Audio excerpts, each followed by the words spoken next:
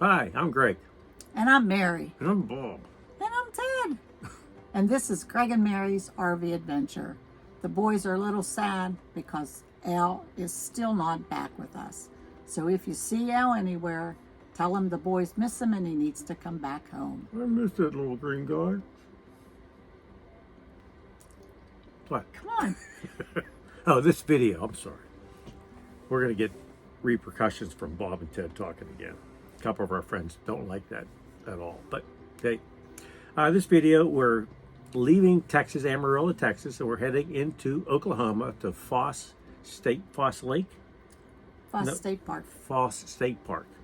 We had a little problem when we first got there. Our site was occupied by a big old pontoon boat, and they had to move us just one site down. It was fine. While we were there, we did a couple things. The biggest thing we did, we went to the Washita Battlefield Museum, which was very nice. It's very moving, and if you're in the area, I'd recommend you stop and see that. And there's also a walk you can go through where the Washita camp was and learn about what happened there.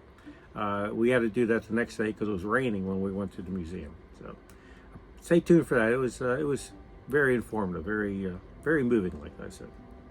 You want to add anything? Nope. No. Enjoy the video. Enjoy the video. Brilliant. Oh, come on.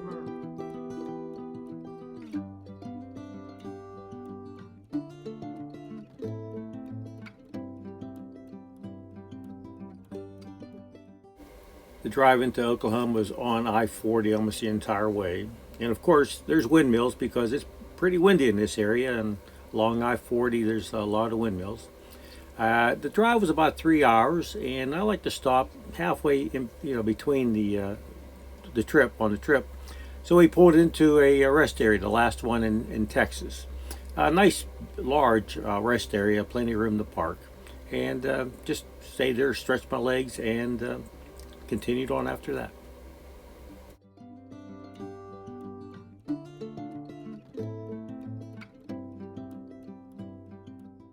Hello, Oklahoma. This is our first time camping in Oklahoma, so we got to add our Oklahoma sticker to our state map. Also, we finally started to see some trees, a little bit of some hills, and some greenery around. Very pretty.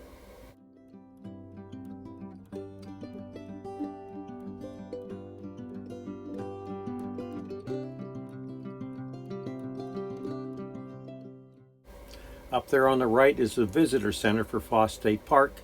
We stopped there, checked in, and then we proceeded to our campground, which was probably about a mile away.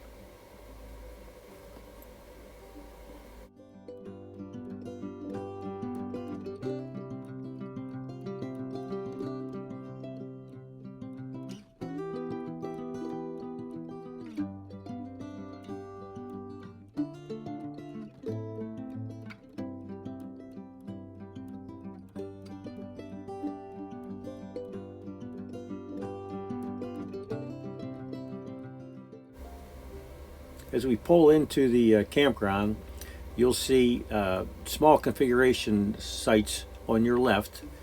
Throughout the week, there were a couple travel trailers, people in tents also camped there. I believe they just had electric.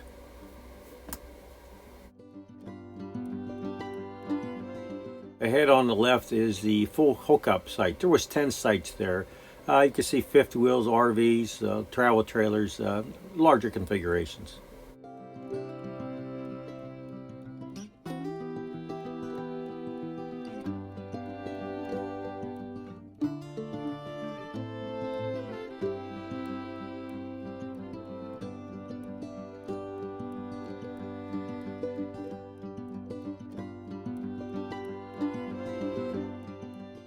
Foss State Park is a 1,749 acre park.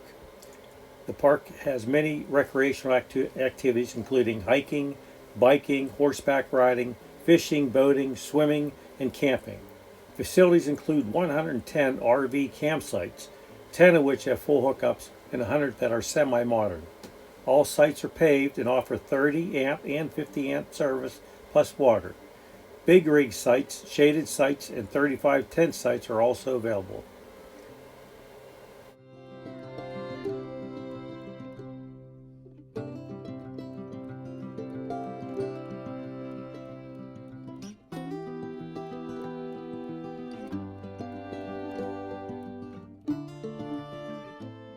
Foss Park has a couple of different campgrounds. We were in Cottonwood. On the other side of the lake where we're going now, driving over the dam now, is one called Buffalo Bend. It looked like a nice campground. There's only a few sites that would fit a configuration as large as ours. They only had water and electric there though.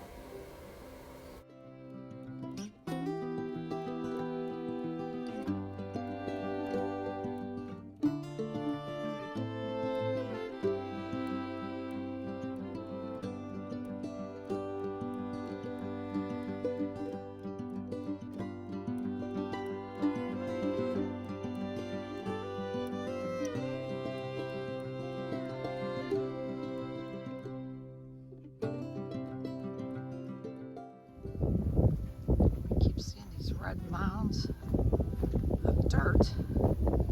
We have no idea how they're getting here. So we're going to Google it and find out.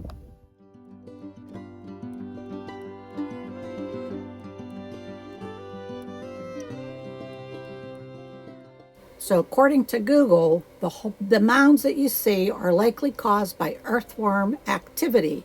They create burrows in the soil as they move through it.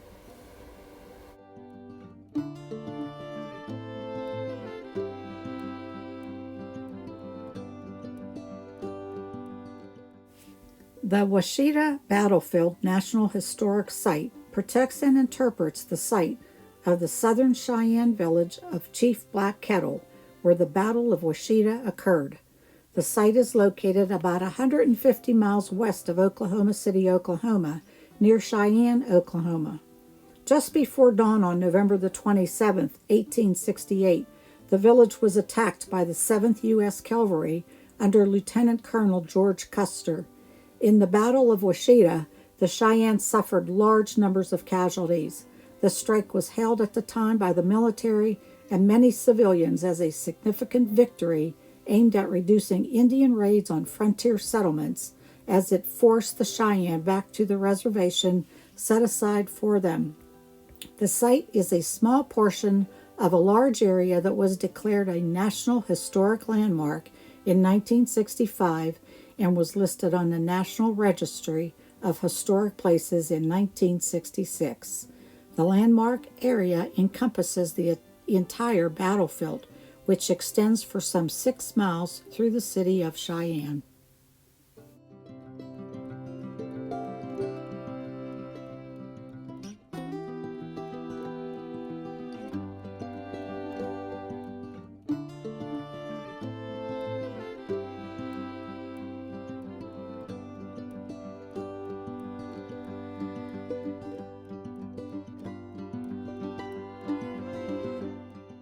The trail is paved all the way down to the river, then it turns to dirt as you walk along the river, and then back to a pavement, back to the parking lot.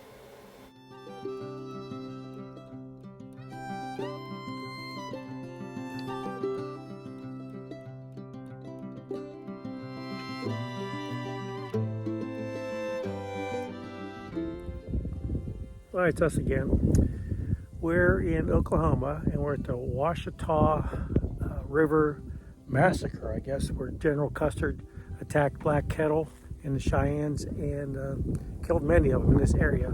Actually, from what we understand from the Rangers, we're in the middle of where their camp was. It was behind us that way and behind us this way. Custer and his troops came down from up above, I'll do like a Dave, up above, like over there. But some troops came around the other side, the far side, and surrounded the village. They attacked before dawn. Oh, let's get my bride here. Before dawn, and killed quite a few of the women, children, and elderly people, and some warriors. We'll keep you posted as we go through. This is pretty neat. Every once in a while they have a phone number to call, and it gives you an explanation of what you're seeing in that particular area.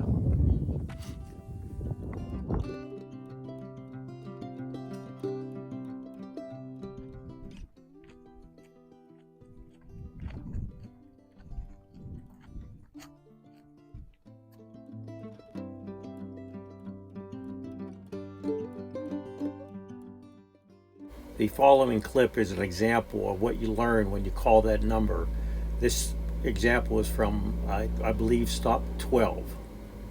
With these mounts, the Cheyenne became a powerful tribe and a force to be reckoned with on the southern plains.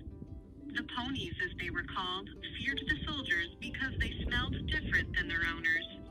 The soldiers forced captive Cheyenne women to corral the ponies and lead them into this area. At first, the troopers tried to slash the ponies' throats, but this was time-consuming and dangerous. Moving behind spoke of wounded ponies moaning loudly like humans as they passed her hiding place. It was then decided to shoot the ponies.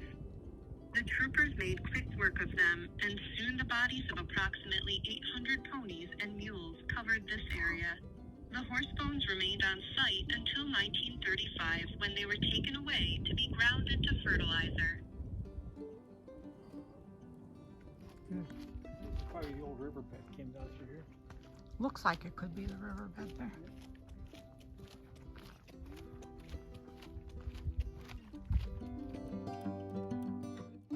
The story of the attack lives on in the Cheyenne and Arapaho oral tradition and memory.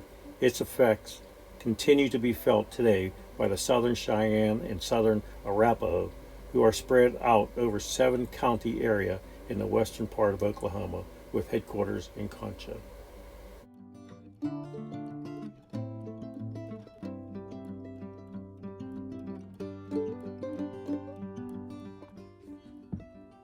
It's time for the 2024 Farmer's Almanac Tip of the Week. And this week, we're talking about gardening projects. 5 top items that are trends for 2024. The first one, more people are creating vegetable gardens. Others are planting flowering shrubs. The third one is growing new variety of edibles. Number 4 is people are starting to plant fruit trees. And number 5, folks are adding container gardens. And another couple numbers that I thought were interesting, by the numbers here, 35% of gardeners have in-ground plots. 9% of the gardens are on balconies. And 6% of people have indoor gardens. Now I know you're going to say that only adds up to 50%. The book doesn't mention the other 50. So if you know what the other 50% of the people do, put it in the comments below, because I'm not sure. Maybe they don't garden even. And us in the RV now, I can't really do a garden. Once we get settled, Greg and I really want to have a garden. Hope you enjoyed the video. Thanks for watching.